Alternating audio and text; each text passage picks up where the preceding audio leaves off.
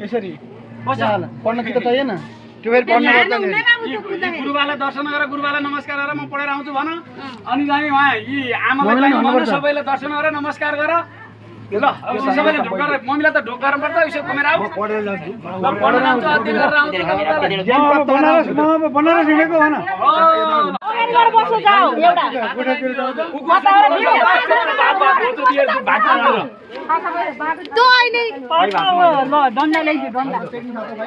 डन्डा छ है त्यत्रो छाता पर्दैन छाता छाता अब के छैन ल जग्गा घुम सबैलाई दर्शन गर यता एउटा त यता कता दिशा कता रे आज उत्तर उत्तर होइन के अनि उस के भन्नु यता छेल्किन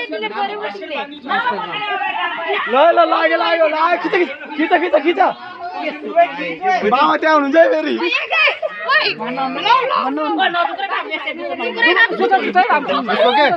छक्कामा एकछिन घुमाइदेऊ कि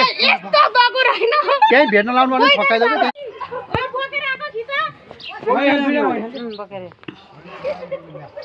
खिच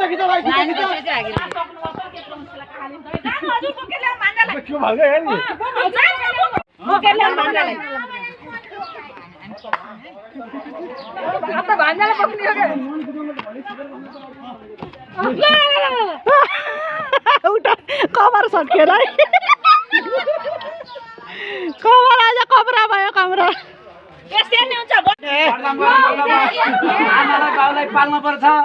भनेर चाहिँ मैले लिएर आएँ ओहो घरदान गृहस्थीमा जानुपर्छ कहाँ यसरी जोगी भएर हिँडेर हुन्छ भनेर छोपेर लिएर आएँ मामाले भन्नु त ल भनेर लगाएर बुझाइदिनु पर्यो बहिनीलाई लगाएर तिम्रो छोरा ल्याइदिएको छु अब कहाँ हिँडेको आजदेखि भान्जाको कर्म चल्यो कर्म चलिसकेपछि उनी चाहिँ नि अब सबै कुराको लागि ठोके गाजर साजर लाएर यी कपडा प्याक बनाएर अब दुला बनायो ल अब भन्दा भयो अब दुलाको लागि रेडी बनायो ल यसो उल्याउ अब लिएर जाऊ बल्ल भित्र लिएर जाऊ दिदी बहिनीले गाजर